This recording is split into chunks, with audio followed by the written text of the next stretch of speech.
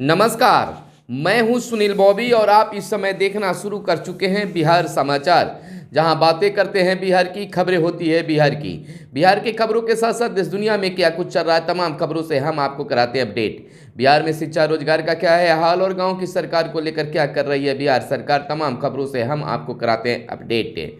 बहुत सारी खुशखबरियां हैं जो आपको हम बताएंगे। आंगनबाड़ी सेविका सहायिकाओं के लिए भी है, वार्ड सदस्यों के लिए है, बिहार के नियोजित शिक्षकों के लिए है, मौसम की क्या है हाल और राजनीतिक उथल पुथल क्या चल रही है, सीट की बंटवारा कैसे हो रही है, तमाम खबरों को हम आपको कराएंगे अपडेट है। पहले हम खबर लेते हैं मौसम से। आपको बता दें कि बिहार में अभी और गिरेगा पारा, बारिश के साथ ओले गिरने की चेतावनी। कुछ खास जिलों में कुछ खास ठंड बढ़ने की है स्थिति। आपको बता दें कि नए साल में बिहार के लोगों को ठंडी के प्रचंड रूप का सामना करना पड़ रहा है। ऐसे में बारिश हो जाने के बाद कई इलाकों के तापमान में भारी गिरावट दर्ज की गई है। फिलहाल कुछ दिनों के लिए बारिश से राहत है, लेकिन कुहासे और ठंडी से फिलहाल राहत मिलने का कोई अनुमान नहीं है, जबकि आने वाले दिनों में तापमान में 2 से 3 डिग्री सेल्सियस की गिरावट होने के आसार हैं। मौसम विज्ञान केंद्र से प्राप्त जानकारी के मुताबिक आज सुबह से ही राज्य के दक्षिण और उत्तर पश्चिम, उत्तर मध्य भागों में घना कोहरा दिखा और शेष भाग में सुबह से हल्के से मध्यम स्तर पर कुहासा छाया हुआ नजर आया और कल भी यही स्थिति रहने की बात कही जा रही है। यानी कि आज भी सुबह जो है बिल्कुल कुहासा बने रहेंगे।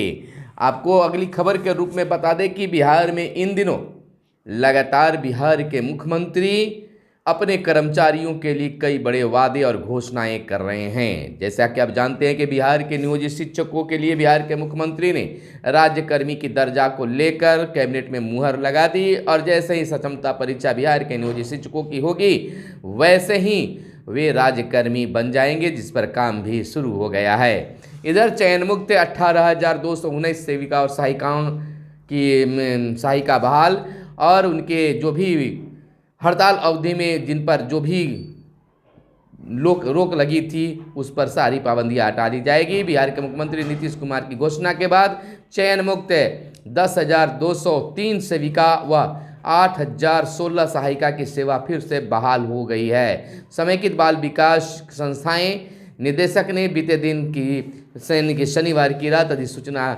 जारी भी कर दी है। हालांकि उन्हें हड़ताल अवधि से योगदान तिथि तक किसी प्रकार का मानदेय और प्रोत्साहन राशि नहीं मिलेगी।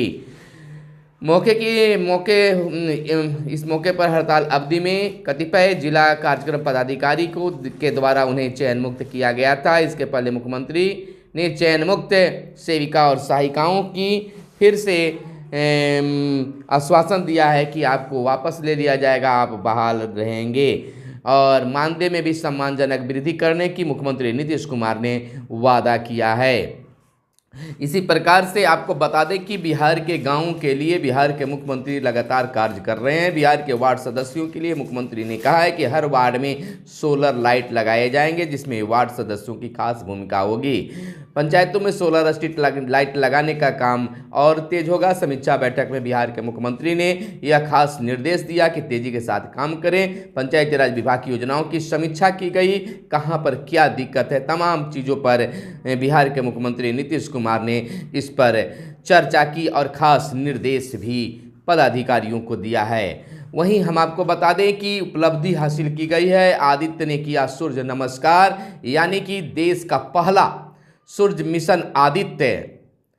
आपको बता दें कि देश का पहला सूर्य मिशन आदित्य जो है वह एक खास करने वाली है। इसी खबर में हम आपको बताएंगे कि सूर्य नमस्कार को लेकर आदित्य ने सूर्य नमस्कार किया है, इसको लेकर खास क्या कुछ आया है। देश का पहला सूर्य मिशन आदित्य 11 शनिवार को अपनी मंजिल तय करते हुए फ्लाइट 1 पर पहुंच गया। अब भारत, अमेरिका, जापान सहित उन चंद्र देशों में शामिल हो गया है जिन्होंने सूर्य पर शोध के लिए यान भेजने में सफलता पाई है।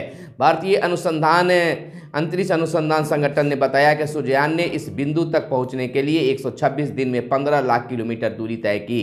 श्रीहरिकोटा से इस यान को पिछले वर्ष 2 सितंबर को रवाना किया गया था। इसरो प्रमुख एस सोमनाथ ने बताया कि आदित्य L1 लैग्रेंज पॉइंट 1 पर हेलो ऑर्बिट में स्थापित हो गया है। हेलो ऑर्बिट में पहुंचाने के पहुंचाने के बीच यान हाई ऑर्बिट में जाने की कोशिश कर रहा था। वैज्ञानिकों द्वारा कई सुधार के बाद यान गंतव्य तक पहुंचा है। इस दौरान इसकी गति 31 मीटर प्रति सेकेंड थी। तो यह भी एक भारत के लिए इस मिशन में सूर्य की हर गतिविधि पर बारीकी से नज़र रखी जा सकती है। यह भारत के लिए बड़ी उपलब्धि मानी जा सकती है। इधर छतों पर सोलर प्लेट लगाने का बिहार मॉडल पूरे देश में अब लागू होगा। यह खास खबर है, एक्सक्लूसिव खबर है। केंद्र सरकार ने सभी राज्यों को बिहार का अनुसरण करने को कहा है। आपको बता दें कि बिहार देश के लिए एक बार फिर नाजीर साबित हुआ है। सरकारी भवनों की छतों पर सोलर प्लेट लगाने का बिहार मॉडल पूरे देश में लागू होने जा रहा है। केंद्र सरकार ने बिहार में चल रही इस योजना को पूरे देश में लागू करने का निर्णय लिया है। इसके लिए केंद्र सरकार ने राज्यों को आवश्यक दिशा निर्देश दिया है। पिछले दिनों नवीन और नवीकरणीय ऊर्जा मंत्रालय ने देश भर के ऊर्जा अधिकारियों के साथ बैठक की। इस बैठक में बिहार के से Breda Bihar renewable energy development agency के वरीय अधिकारी शामिल हुए। मंत्रालय के सचिव भूपेंद्र सिंह भल्ला ने छतों पर लग रहे सोलर प्लेट योजना की समीक्षा की। बैठक में उन्होंने बिहार में चल रही योजना की विस्तृत जानकारी ली। बिहार के अधिकारी ने बताया कि राज्य के सभी सरकारी भवनों के छतों पर सोलर प्लेट लगाए जा रहे हैं। सचिव ने बिहार सरकार की इस पहल की भूरी प्रशंसा की और देश के अन्य राज्यों को कहा कि वह बिहार की इस योजना का अनुसरण करें। यानी कि एक बार फिर बिहार जो है पूरे देश में झंडा गाड़ दिया है। इधर एक और बड़ी उपलब्धि बिहार के मुख्यमंत्री नीतीश कुमार ने किया है कि 71 खिलाड़ियों को दिया नियुक्ति पत्र। कहा कि मेडल लाओ और नौकरी पाओ। यानी कि बिहार के मुख्यमंत्री नीतीश कुमार ने शनिवार को 71 खिलाड़ियों को नियुक्ति पत्र प्रदान किया। उन्होंने चीन के हांगटोड कहा जा सकता है हांगझोंगोउ में आयोजित 19वां एशियन गेम्स तथा चतुर्थ एशियन पारा गेम्स 2023 की हाई जंप प्रतियोगिता में स्वर्ण पदक विजेता शैलेश कुमार, कॉमनवेल्थ गेम्स में लॉन बॉल खेल में पदक जीतने वाले चंदन कुमार सिंह, चतुर्थ एशियन पारा गेम्स 2023 की तैराकी में मोहम्मद शम्स आलम शेख, साइकिलिंग ट्रैक में जलालुद्दीन अंसारी, फेंसिंग में आकाश कुमार, कबड्डी में सागर कुमार। इस तरह से कई लोगों को नियुक्ति पत्र खिलाड़ियों को दिया गया। कहा गया कि मेडल लाओ और नौकरी पाओ। इस अवसर पर बिहार के उप मुख्यमंत्री तेजस्वी यादव भी मौजूद थे। इधर बिहार में 25.67 लाख नए मतदाता जुड़े हैं। 18-19 साल के 7 लाख नए मतदाता सूची से 12 लाख मतदाताओं का नाम भी हटाया गया है। आपको बता दें कि बिहार में विशेष संक्षिप्त मतदाता सूची पुनरीक्षण के दौरान करीब 25.67 लाख नए यानी 25,67,000 नए मतदाताओं का नाम मतदाता सूची में शामिल किए गए हैं। इसमें 18 से 19 साल के करीब 7 लाख मतदाता शामिल है। निर्वाचन विभाग के सूत्रों से मिली जानकारी के अनुसार पुनरीक्षित क्रम में करीब 12 लाख मतदाताओं के नाम सूची से हटाए गए हैं। वहीं 6 लाख मतदाताओं के नाम व पता में संशोधन किया गया है। यह काम मतदाता सूची में बहुत ही तेजी से जारी है। इधर सिंचाई की निगरानी अब ऑनलाइन होगी। नई व्यवस्था से काफ़ी लाभ होगा। आपको बता दें कि बाढ़ और सिंचाई परियोजनाओं की अब ऑनलाइन निगरानी होगी। जल संसाधन विभाग ने इसकी विस्तृत कार्य योजना तैयार की है। पायलट प्रोजेक्ट के तहत 4 परियोजनाओं को शामिल किया गया है। पश्चिमी कोसी परियोजना, पूर्वी गंडक परियोजना मुख्य पायलट प्रोजेक्ट होंगे। तो इस तरह से सिंचाई विभाग में भी ऑनलाइन की बात चलने लगी है। इधर कम राजस्व वसूली पर 5 का वेतन रोका गया।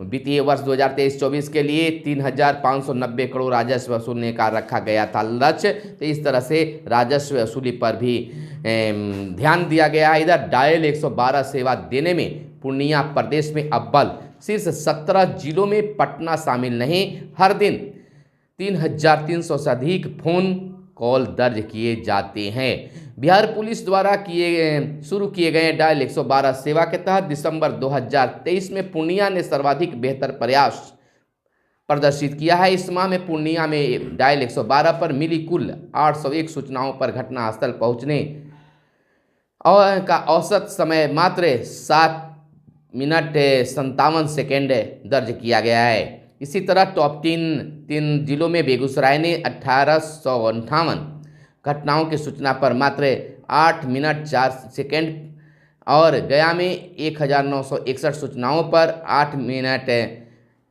27 सेकंड का समय लेकर क्रमशः दूसरा व तीसरा स्थान प्राप्त किया। टॉप 17 जिलों में पटना शामिल नहीं है। तो 112 जो है डायल बिल्कुल आम लोगों के लिए खास होते जा रहा है। इधर सुशील मोदी का बड़ा बयान आया कि ईडी की टीम पर हमला कर सकता है राजद, यानी भाजपा सांसद सुशील कुमार मोदी ने कहा है कि पश्चिम बंगाल के राशन घोटाले की जांच करने के लिए टीएमसी नेता के घर पहुंची ईडी की टीम पर शुक्रवार को ममता समर्थकों की भीड़ ने जानलेवा हमला किया। इस पर कोलकाता हाईकोर्ट ने चिंता जताई, लेकिन विपक्षी गठबंधन के नेताओं ने चुप्पी साध ली है। आरोप लगाया है कि विपक्ष की यह चुप्पी इस बात का संकेत है कि राजद अब बिहार में ईडी और सीबीआई की जांच टीम पर ऐसे हमला करा सकता है। तो इस तरह से बातें अब उठने लगी है, चलने लगी है। इधर बिहार के 8,71,00,000 गरीबों का राशन वितरण बाधित। बिहार के 55,000 जन वितरण प्रणाली दुकान के विक्रेता पिछले 6 दिनों से हड़ताल पर। जनवरी माह में अब तक सिर्फ 6% राशन का वितरण ही हो पाया है। मानदेय मिले, मार्जिन मनी बढ़े। एसोसिएशन की यह मांग है कि मानदेय बढ़ाया जाए। इधर 1,10,000 नवनियुक्त शिक्षकों की पोस्टिंग 15 से 20 के बीच हो जाएगा। 20 जनवरी तक पूरी हो जाएगी पदस्थापन की प्रक्रिया। नए शिक्षकों को नया स्कूल मिल जाएगा। इधर हर स्तर पर खेल सुविधाएं विकसित की जा रही है। बिहार के मुख्यमंत्री नीतीश कुमार का यह बयान आया है। मुख्यमंत्री नीतीश कुमार ने कहा है कि बिहार में खेलों का लगातार जो है में बढ़ावा दिया जा रहा है। इसके लिए हर स्तर पर खेल सुविधाएं विकसित की जा रही है ताकि बच्चे पढ़े भी और खेले भी। मुख्यमंत्री ने बीते दिन एक अन्य मार्ग स्थित नेक संवाद में आयोजित समारोह में मेडल लाओ नौकरी पाओ योजना के तहत 71 उत्कृष्ट खिलाड़ियों को नियुक्ति पत्र प्रदान करने के बाद संबोधित कर रहे थे। तो अब खिलाड़ियों को भी नौकरी की बातें अब होने लगी है और उन्हें 71 को नौकरी भी मिली, नियुक्ति पत्र भी मिली। इधर दूसरे चरण के शिक्षक भी मिशन दक्ष की कक्षा में शामिल होंगे। पदस्थापन से पहले जिला शिक्षा कार्यालय ने की है इसकी तैयारी। बीपीएससी ने आपत्ति वापस के लिए जारी किया है लिंक और सहायक अभियंता सिविल व मैकेनिक का परिणाम भी जारी। तो इस तरह से मिशन दक्ष के लिए शिक्षा विभाग जो है कार्य शुरू किया है। इधर सम्राट चौधरी प्रदेश भाजपा अध्यक्ष का एक बड़ा बयान आया है जिसमें उन्होंने कहा है कि बिहार में भाजपा बनाएगी सरकार। बिहार भाजपा अध्यक्ष ने राज्य की गठबंधन सरकार पर बोला है हमला।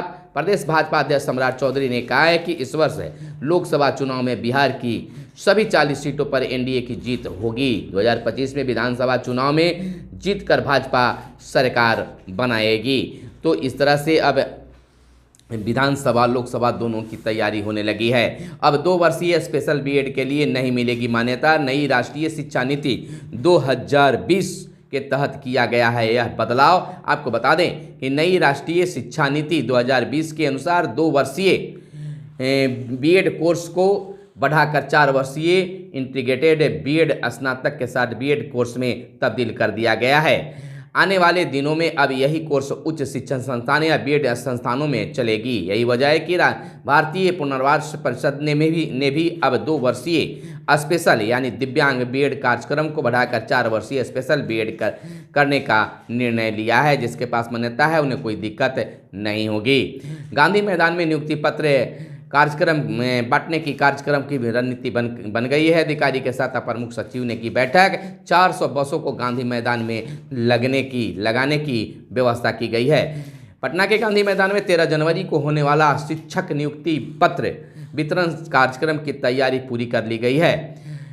आपको बता दें कि शिक्षा विभाग के अपर मुख्य सचिव के पाठक ने पटना जिले के प्रशासनिक अधिकारियों के साथ बैठक की और सारी रणनीति तैयार की। यानी कि अब 13 जनवरी को नियुक्ति पत्र बांटे जाएंगे। इधर प्रधानमंत्री नरेंद्र मोदी 13 को आ सकते हैं पूर्वी चंपारण के सुगौली। लोकसभा प्रवास प्रचार कार्यक्रम के तहत होगी प्रधानमंत्री की रैली। केंद्र प्रायोजित योजनाओं का करेंगे शिलान्यास, लोकार्पण एवं उद्घाटन। लोकसभा चुनाव की तैयारी को लेकर भाजपा बिहार के मतदाताओं को साधने में जुट गई है। चर्चा है कि इसी क्रम में प्रधानमंत्री नरेंद्र मोदी 13 जनवरी को 1 दिवसीय बिहार दौरे पर बेतिया संसदीय क्षेत्र के सुगौली आ सकते हैं। बेतिया में प्रधानमंत्री लोकसभा प्रवास कार्यक्रम के तहत रैली को संबोधित करेंगे। साथ ही बिहार में केंद्र प्रायोजित कई योजनाओं का शिलान्यास और लोकार्पण एवं उद्घाटन भी कर सकते हैं। तो राज्य से लेकर केंद्र के लिए अब विधानसभा और लोकसभा चुनाव की तैयारी होने लगी है। इधर मंगल पांडे ने कहा है कि खरमास बाद गठबंधन में लगेगा सियासी ग्रहण, यानी पूर्व मंत्री मंगल पांडे ने दावा किया है कि खरमास बाद विपक्षी गठबंधन में सियासी ग्रहण लगना तय है।